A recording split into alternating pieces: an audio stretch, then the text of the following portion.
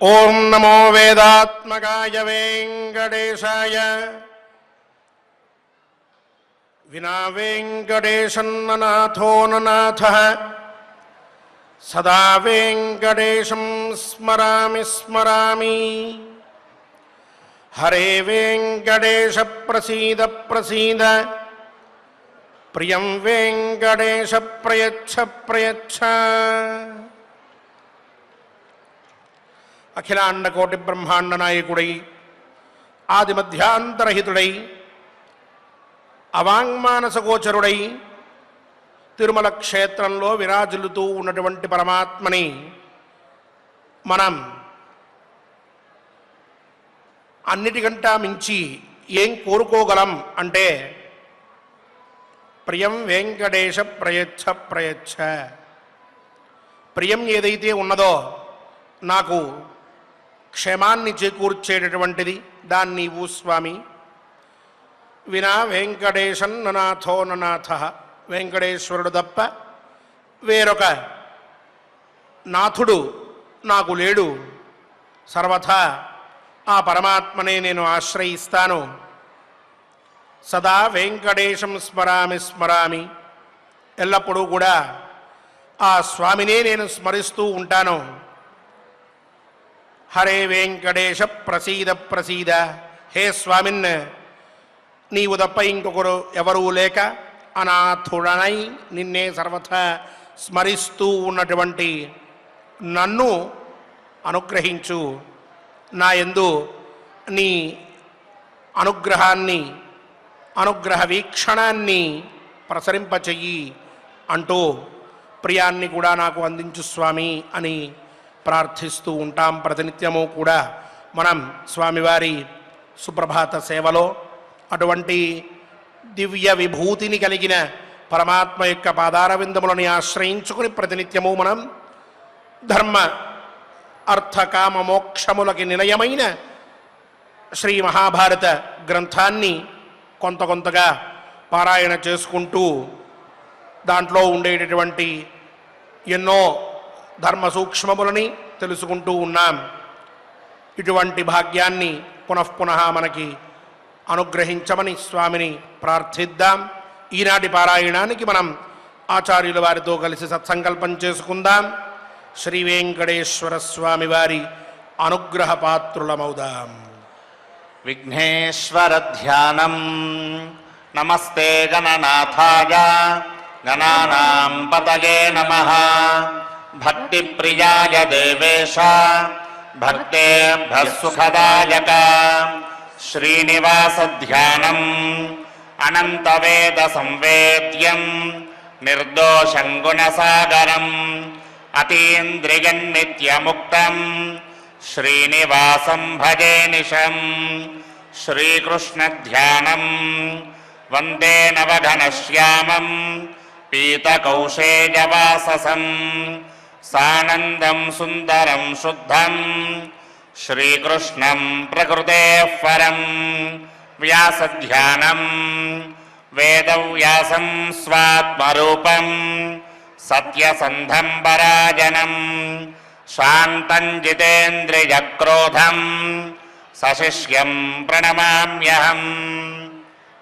అథ సంకల్పః. శ్రీమదాదివరాహ క్షేత్రే విరాజమానస్య జగద్రక్షణార్థమవతీర్ణస్య శ్రీమదఖిలాండకోటి బ్రహ్మాండ నాయకస్య శ్రీ వెంకటేశ్వర స్వామినః పరిపూర్ణానుగ్రహేణ సర్వేషాం భక్తజనానాం ఆధివ్యాధి నివృత్తి ద్వారా ఆయురారోగ్యైశ్వర్యాభివృద్ధ్యర్థం సర్వారిష్ట నివృత్తి ద్వారా సకల శ్రేయోభివృద్ధ్యర్థం ధర్మార్థకామమోక్షాఖ్య చతుర్విధ పురుషార్థ సిద్ధ్యర్థం సమస్త పాపక్షయార్థం శ్రీ పరమేశ్వర ప్రీత్యర్థం శ్రీమన్మహాభారతే వనపర్వణి యథాశక్తి చతుషష్టితమోऽధ్యాయాन्तर्गत శ్లోకపారాయణం ఆచార్యముఖేన కరిష్యామహే. శ్రీకృష్ణ పరబ్రహ్మణే నమః.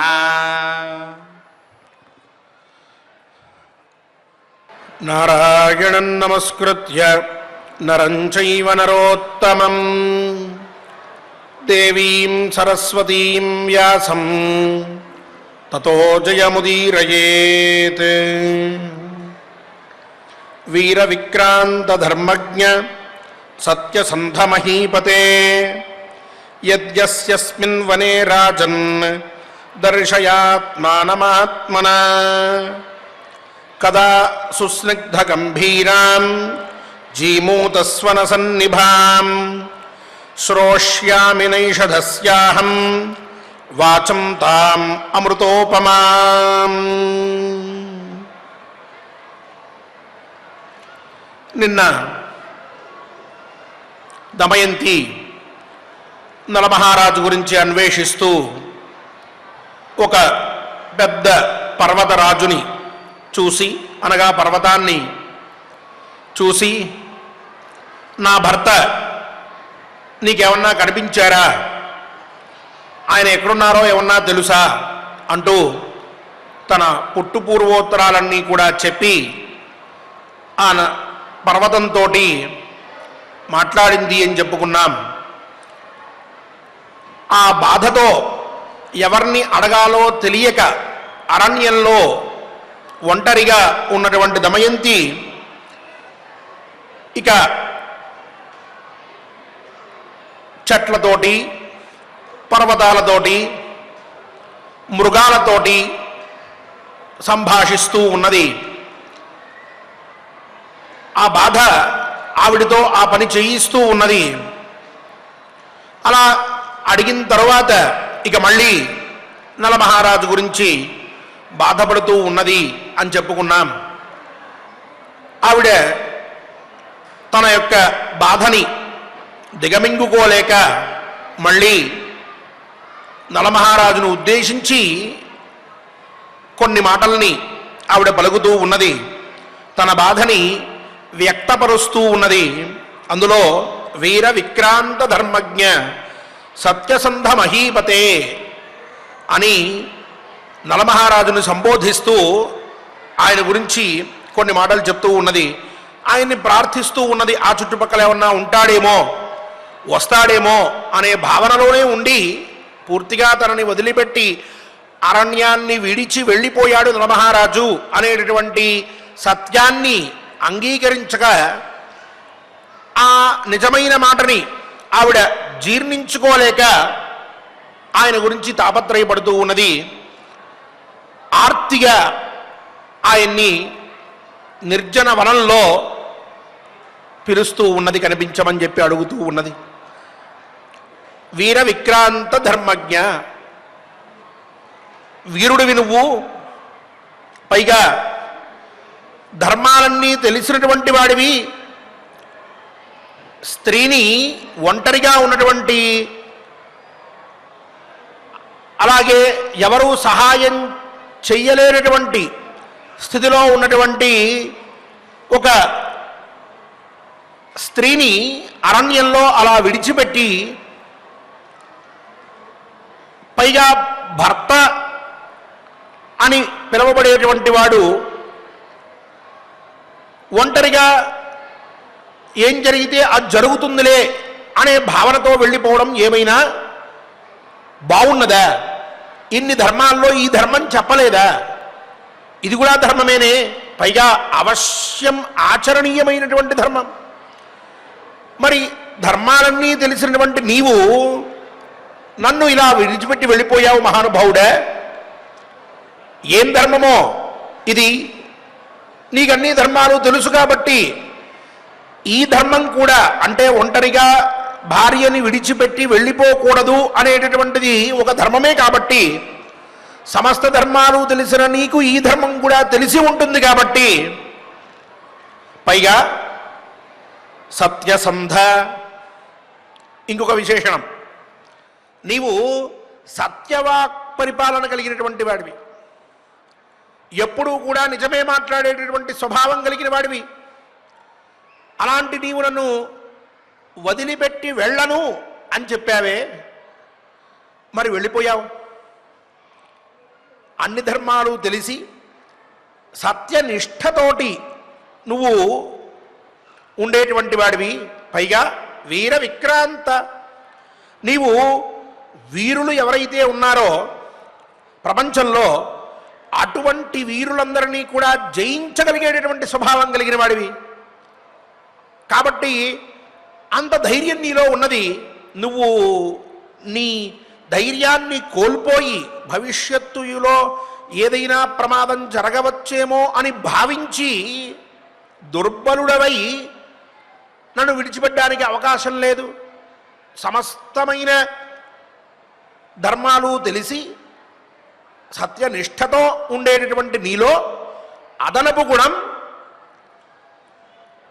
అద్భుతమైనటువంటి పరాక్రమం, కొన్నంత ధైర్యం. ఇంతటి ధైర్యంగా ఉన్నటువంటి వాడివి నన్ను ఇలా ఒంటరిగా విడిచిపెట్టి వెళ్ళిపోవడంలో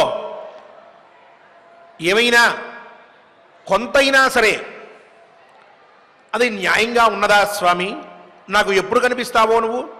ఒక్కసారి కనిపించవయ్యా, నన్ను అనుగ్రహించు అని ఈ అరణ్యంలో నన్ను అనుగ్రహించడానికి ఒక్కసారి కనిపిస్తే చాలు, నేను ఆనందపడతాను అంటూ పెద్ద పెట్టున మాట్లాడుతూ ఉన్నది.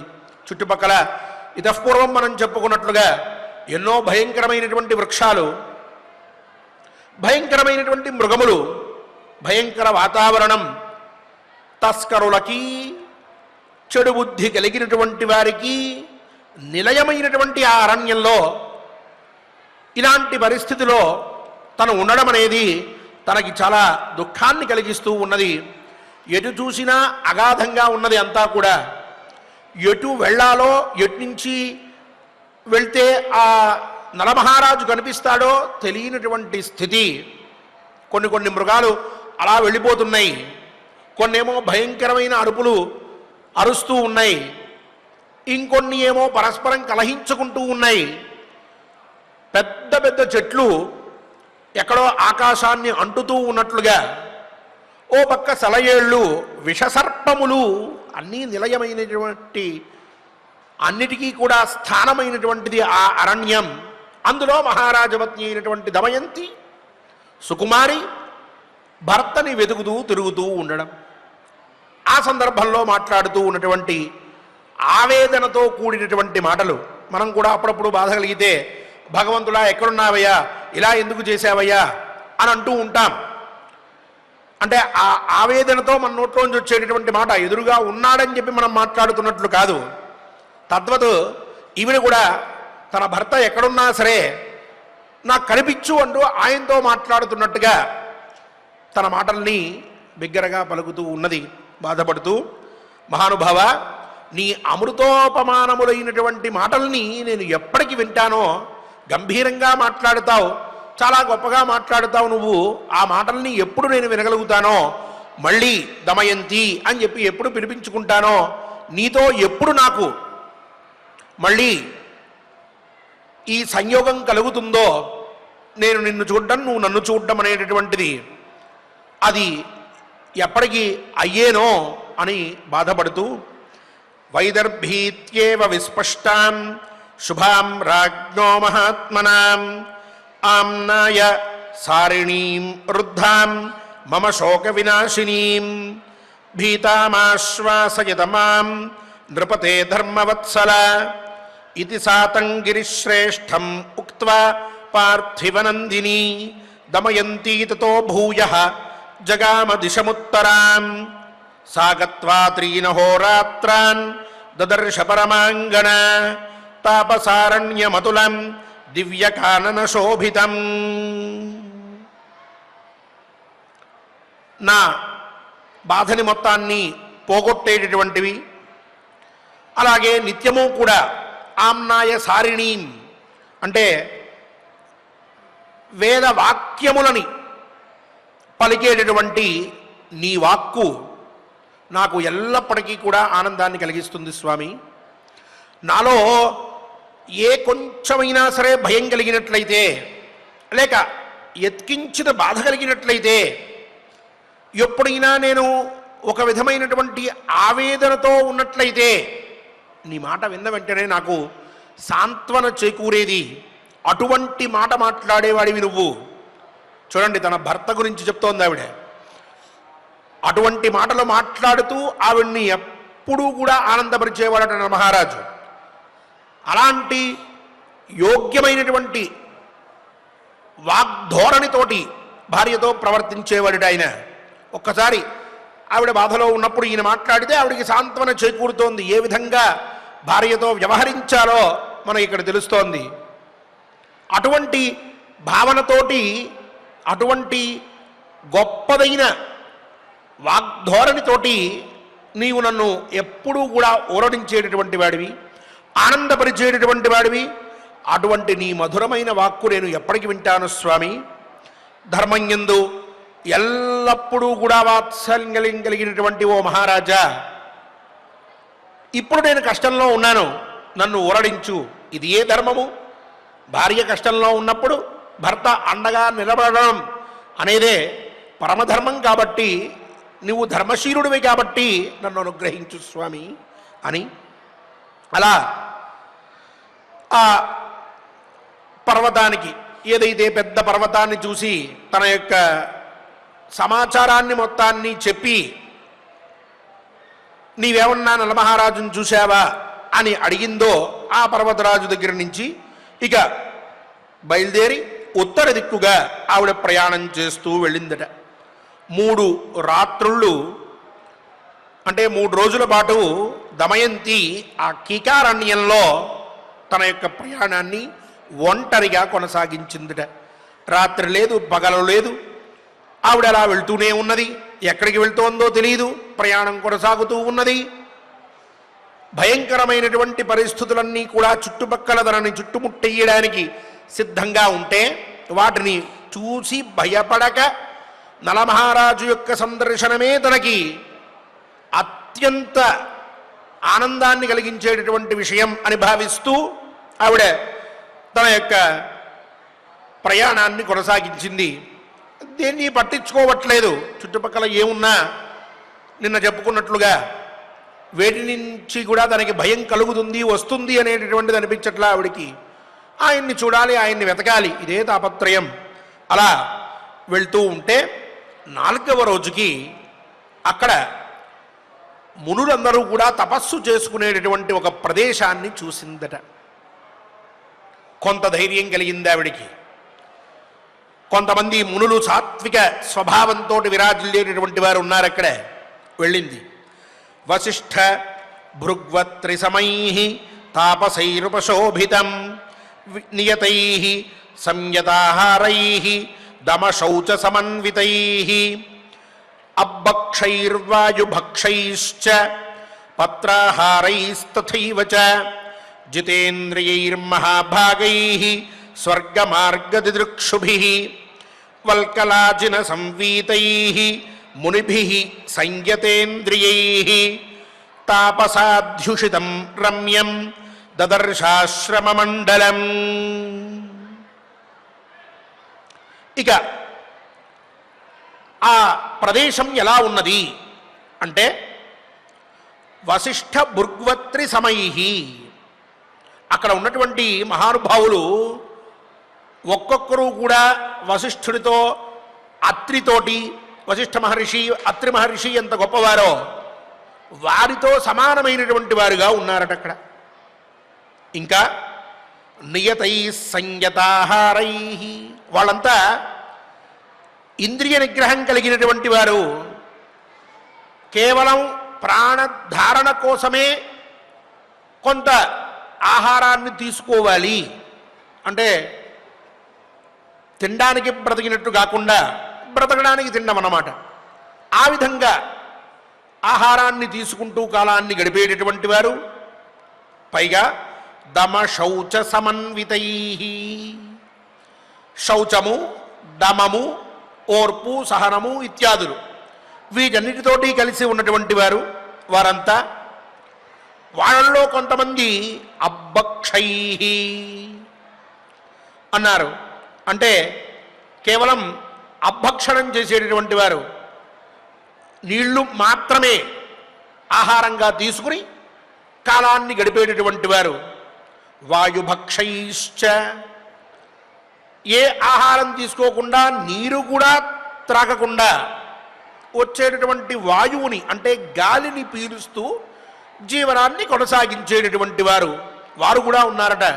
వాళ్ళల్లో కొంతమంది అంటే మనకు ఆశ్చర్యం కలగచ్చు ఈ రోజుల్లో, అలా ఎలా ఉండవచ్చా, జరుగుతుందానని. ప్రాణాయామం అని చెప్పి మనం ఇతఃపూర్వం కూడా ఒకసారి చెప్పుకున్నాం, అంతఃశుద్ధి కోసం చేసేటటువంటిది అని. గరుడ పురాణంలో చెప్పినట్లుగా ఎక్కువసేపు ప్రాణాయామం చేస్తూ ఉన్నట్లయితే ఆయుష్ కొంత వృద్ధి చెందుతుంది. అటువంటి పద్ధతిని ఆశ్రయించి సాధన చేసి దాంట్లో వాళ్ళు సిద్ధిని పొంది కేవలం వాయుభక్షణం మాత్రమే అంటే గాలిని మాత్రమే ఆహారంగా స్వీకరిస్తూ ఆ అరణ్యంలో ఆశ్రమంలో అక్కడ ఉంటూ ఉన్నారట. అటువంటి వారితోటి కూడి పత్రాహారైస్తథైవచ, కొంతమంది ఆకులు మాత్రమే భుజిస్తూ ఉండేవారట, ఇంకేమీ తీసుకునేవాళ్ళు కాదుట. అటువంటి వారు ఉన్నారు. జితేంద్రియైర్మహాభాగై, వాళ్ళంతా జితేంద్రియులు అంటే ఇంద్రియాలని జయించినటువంటి వారు. ఏదో ఈ సమయానికి ఇలా చేద్దాం, ఈ సమయానికి పడుకుందాం, ఈ సమయానికి మనం లేద్దాం అనేటటువంటి వాటికి అతీతులు వాళ్ళు. మనం కొంతసేపు ఉంటే తప్పకుండా పడుకోవాలి అని అనిపిస్తుంది, లేక కాసేపు కూర్చోవాలి అని అనిపిస్తుంది, కాసేపు నడవాలనిపిస్తుంటుంది, లేకపోతే కాళ్ళు నొప్పులు నడుము నొప్పి అంటూ ఉంటాం. వాళ్ళలా కాదు, ఇవన్నీ జయించినటువంటి వారు. కొన్ని నెలల పాటో సంవత్సరాల పాటో అలాగే పద్మాసనం వేసుకుని కూర్చుని తపస్సులో ఉండి ఆ తపస్సుని సాధించుకోగలిగేటటువంటి శక్తి కలిగినటువంటి వారు, ఇంద్రియాల్ని జయించడం వల్ల అటువంటి మహాత్ములు ఉన్నారట అక్కడ. అలాగే ఇక వాళ్ళంతా కూడా వల్కలార్జున సంవీతై, నారచీరలు జింక చర్మములు చుట్టుకుని వాళ్ళు అక్కడ ఉన్నారట. ఇక వాళ్ళల్లో కొంతమంది మహాత్ములు నిత్యం కూడా వారి వారి స్వకర్మానుష్ఠానాలు చేసుకుంటూ అక్కడ అందరికంటే కూడా గొప్పగా ప్రకాశిస్తూ మహాత్ములుగా ఉన్నారట. ఇలాంటి అన్ని విధములైనటువంటి వ్యవహారములతోటి చాలా గొప్పవారిగా కీర్తించబడడానికి అర్హత కలిగినటువంటి తపోధనులు ఆ ప్రదేశంలో ఈవిడికి కనిపించారట. చూడగానే ఎంతో రమణీయంగా ఉన్నది. ఇప్పటి వరకు అటువైపు ఒక పులి, ఇటువైపు ఒక ఎలుగుబంటి, ఆ వెనకాల వైపు ఒక సింహం, ఎదురుగా విషసర్పములు, పెద్ద పెద్ద చెట్లు, భయంకరంగా ఉండేటటువంటి పొదలు, వీటిని చూస్తూ భయపడుతూ చిగురుడాకులాగా వణికిపోతూ ఉన్నటువంటి దమయంతికి ఒక్కసారి ఆ మహాత్ములందరినీ కూడా చూచేటప్పటికీ, వారి దర్శనం కలిగేటప్పటికీ, పైగా అక్కడ వాళ్ళందరూ అనుసరించేటటువంటి పద్ధతి వల్ల ఆ ప్రదేశంలో వచ్చినటువంటి కొంత ప్రకాశత్వానికి ముగ్ధత కలిగింది, ఆనందపడింది. వారిని చూసేటప్పటికీ ఎంతో సంతోషం కలిగింది దమయంతికి. మహాత్ముల చెంతకి చేరాను, ఇక నాకు భయమేల అనేటటువంటి భావన కలిగింది. ఆ పైన నానా మృగగణైర్జుష్టం శాఖా మృగగణాయుతం తాపసై సముపేతంచ సా దృష్ట్వైవ సమాశ్వసతే శుభ్రూ సుకేశీ శుశ్రోణి సుకుచ సుద్విజానన వర్చస్వినీ సుప్రతిష్ఠ స్వసితాయతలోచన సా వివేశాశ్రమపదం వీరసేన సుతప్రియా యోషిద్రత్నం మహాభాగ దమయంతీ తపస్విని. ఇక అనేక మృగములు అంటే సాధు జంతువులుగా పిలువబడేటటువంటి జింకలు మొదలైనటువంటివన్నీ కూడా ఆ ఆవరణలో అటు ఇటు తిరుగుతూ ఉంటే ఆశ్రమం చుట్టుపక్కల అక్కడే కొన్ని కోతులు కూడా అటు ఇటు తిరుగుతూ ఉన్నాయిట. శాఖా మృగగణాయుతం అని చెప్పి, శాఖా మృగములు అంటే ఒక చెట్టు మీద ఉండేటటువంటి కొమ్మలని ఆశ్రయించుకుని వాటి మీద జీవనాన్ని కొనసాగించేటటువంటి జంతువులు. వీటన్నిటినీ కూడా చూసి ఇక దమయంతి ఇక్కడికి నేను వెళ్ళవచ్చు అని చెప్పి అనుకుని సమాశ్వసత్ ఊపిరి పీల్చుకున్నదట. ఆనందపడింది, కాస్త ధైర్యం వచ్చింది. ఇక ఆ దమయంతి ఆశ్రమంలోకి ప్రవేశించబోతూ ఉన్నది. ఎలా ఉన్నది ఆవిడ?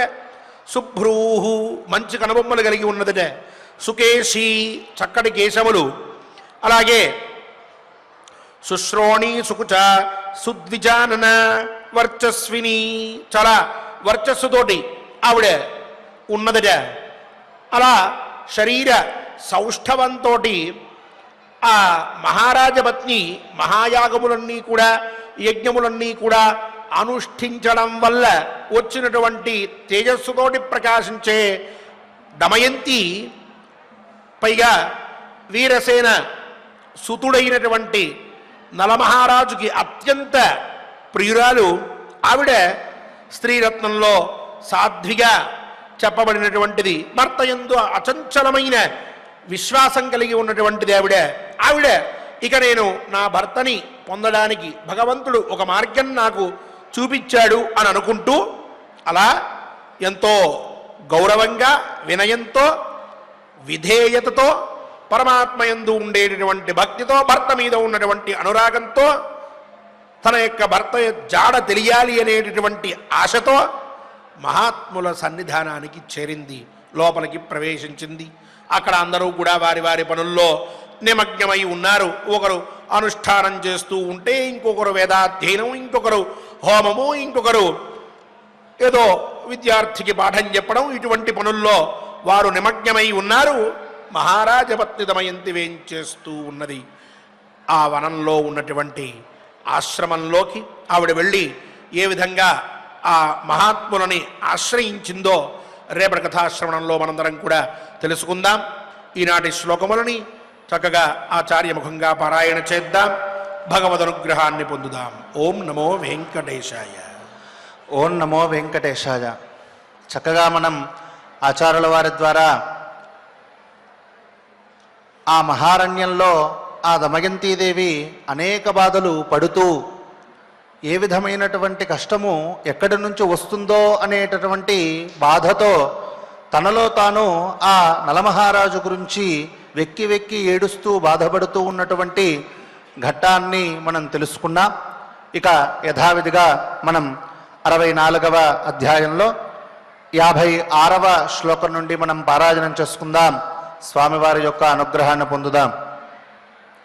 వీర విక్రాంత ధర్మజ్ఞ వీరవిక్రాంత ధర్మజ్ఞ సత్యసంధమహీపతే సత్యసంధమహీపతే యస్మిన్ వనే రాజన్ యస్మిన్ వనే రాజన్ దర్శయాత్మానమాత్మనా దర్శయాత్మానమాత్మనా కదా సుస్నిగ్ధ గంభీరా కదా సుస్నిగ్ధ గంభీరా జీమూతస్వన్న సన్నిభా జీమూతస్వన సన్నిభా శ్రోష్యామి నైషధస్యాహం శ్రోష్యామి నైషధస్యాహం వాచం తామృతోపమా వాచం తామృతోపమా వైదర్భీత్యేవ విస్పష్టా వైదర్భీత్యేవ విస్పష్టా శుభాం రాజ్ఞో మహాత్మనా శుభాం రాజ్ఞో మహాత్మనా ఆమ్నాయ సారిణీ మృద్ధా ఆమ్నాయ సారిణీ మృద్ధా మమ శోక వినాశిని మమ శోక వినాశినీ భీతాం ఆశ్వాసయతమాం భీతామాశ్వాసయతమాం నృపతే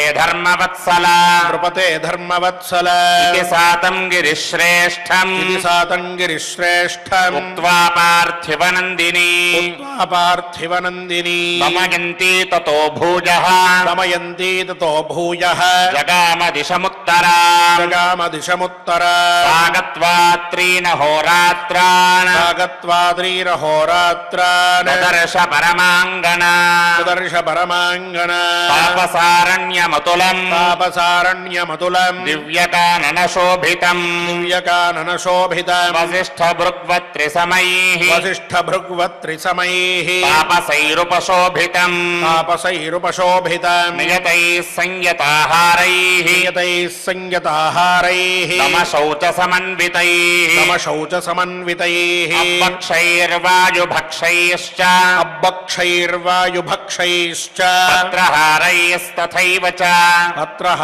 పత్రాహారైస్తథైవ చ జితేంద్రియైర్మహాభాగైః జితేంద్రియైర్మహాభాగైః స్వర్గమార్గదిదృక్షుభిః స్వర్గమార్గదిదృక్షుభిః వల్కలాజిన సంవీతైః వల్కలాజిన సంవీతైః మునిభిః సంయతేంద్రియైః మునిభిः సంయతేంద్రియైః తాపసాధ్యుషితం రమ్యం తాపసాధ్యుషితం రమ్యం దదర్శాశ్రమమండలం దదర్శాశ్రమమండలం నానామృగగణైర్జుష్టం నానామృగగణైర్జుష్టం శాఖామృగగణాయుతం శాఖామృగగణాయుతం తాపసైః సముపేతం చ తాపసైః సముపేతం చ సాదృష్ట్వైవ సమాశ్వసత్ సాదృష్ట్వైవ సమాశ్వసత్ శుభ్రో సుకేశీ శుశ్రోణీ శుభ్రూ సుకేశీ శుశ్రోణీ సుకుచా సుద్విజాననా సుకుచా సుద్విజానన వర్చస్వినీ సుప్రతిష్ఠా వర్చస్వినీ సుప్రతిష్ఠా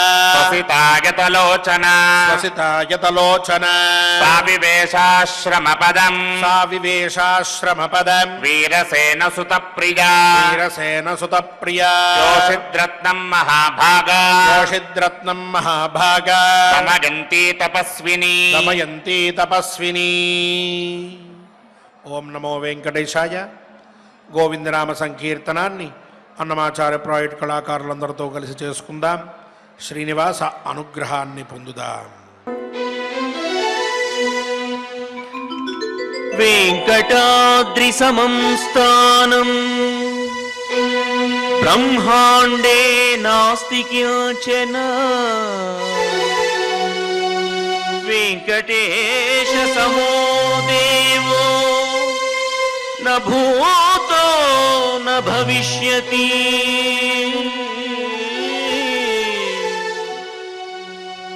వెంకటేశ సమో దేవో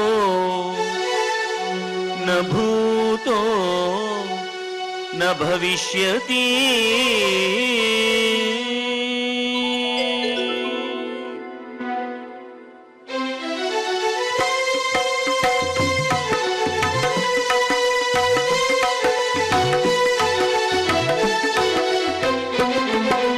श्री श्रीनिवास श्री वेंकटेश भक्तवत्सल भागवत प्रिय नित्य निर्मल नीलमेघ श्याम पुराण पुरुष पुंडरीकाक्ष नंदनंदन नवनीत चोर पशुपालक श्री पाप विमोचन दुष्ट संहार दुरित निवारण शिष्ट परिपालक कष्ट निवारण गोविंद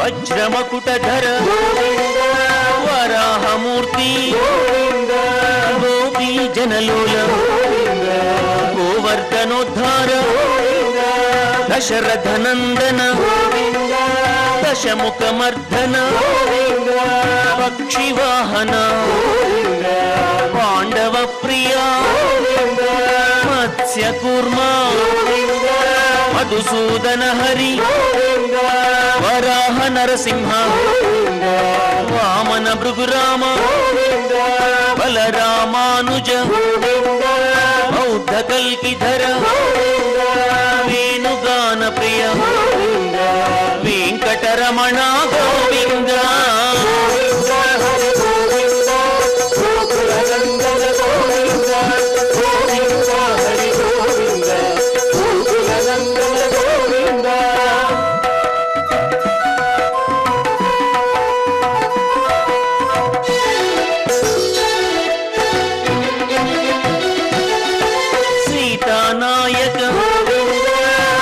పరిపాలక దరిద్ర జన పోషక ధర్మ సంస్థాపక అనాథ రక్షక ఆపద్బాంధవ శరణాగత వత్సల కరుణాసాగర కమలదలాక్ష కామిత ఫలద పాప వినాశక పాహి మురారే శ్రీముద్రాంకిత శ్రీవత్సాంకిత ధరణీ నాయక దినకర తేజ గోవింద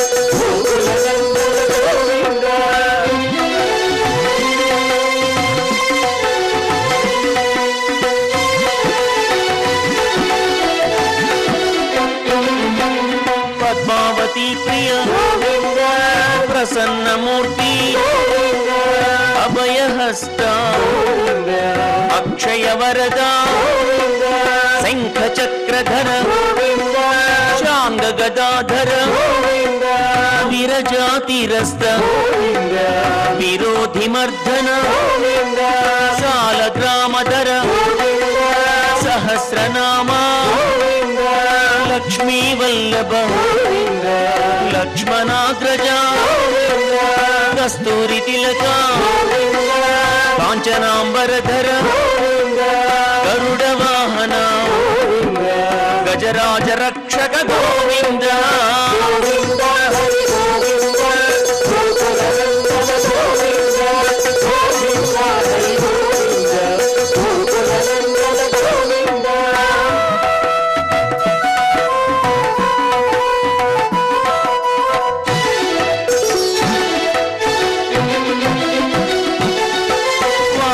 సేవిత వారధి వందన సప్తగిరీశ ఏక స్వరూప శ్రీరామకృష్ణ రఘుకుల నందన ప్రత్యక్ష దేవ పరమ దయాకర వజ్ర కవచధర వైజయంతి మాల వంటికాసులవాడ వసుదేవతనయ బిల్వ పత్రార్చిత భిక్షుక సంస్థుత శ్రీపుం రూప శివ కేశవమూర్తి గోవింద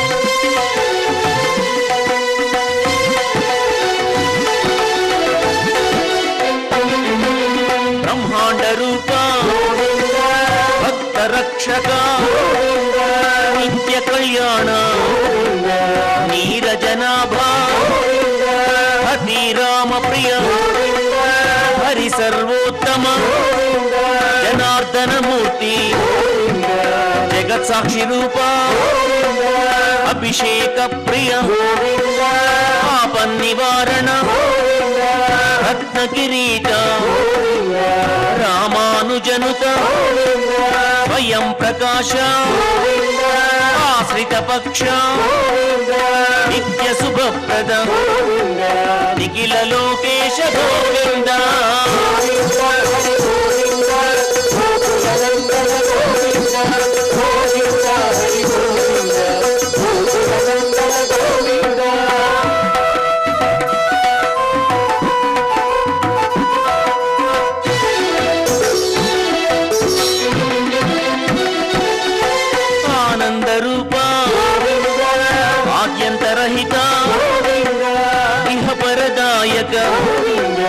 ఇహరాజ రక్షక పరమ దయాళు పద్మనాభహరి తిరుమల వాస తులసీవనమాల శేషసాయిని శేషాద్రి నిలయ మత్స్యావతార ఏడుకొండలవాడ గోవింద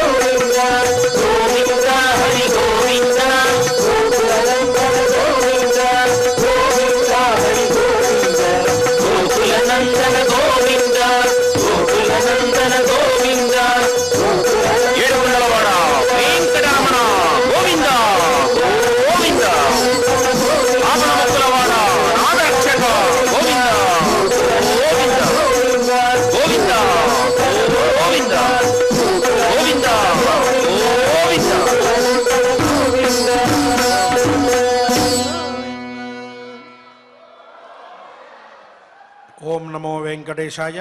క్షమాప్రార్థనాదులతో స్వామివారిని ప్రార్థిద్దాం. మన పారాయణాన్ని పరిపూర్ణం చేసుకుందాం. అథ క్షమా ప్రార్థనా యదక్షరపదభ్రష్టం మాత్రాహీనం చ యద్భవేత్ తత్సర్వం క్షమ్యతాం దేవా నారాయణ నమోస్తుతే. అథ లోకక్షేమ ప్రార్థనా స్వస్తి ప్రజాభ్యః పరిపాలయంతాం న్యాయేన మార్గేణ మహీం మహిషాః. గోబ్రాహ్మణేభ్యః శుభమస్తు నిత్యం. లోకాః సమస్తాః సుఖినో భవంతు. అథ భగవత్సమర్పణం కాయేన వాచా మనసేంద్రియైర్వా బుద్ధ్యాత్మనా వా ప్రకృతే స్వభావాత్ కరోమి యద్యత్ సకలం పరస్మై నారాయణాయేతి సమర్పయామి. అథ మంగళం శ్రియః కాంతాయ కళ్యాణ నిధగే నిధగేర్థినాం శ్రీవేంకట నివాసాయ శ్రీనివాసాయ మంగళం.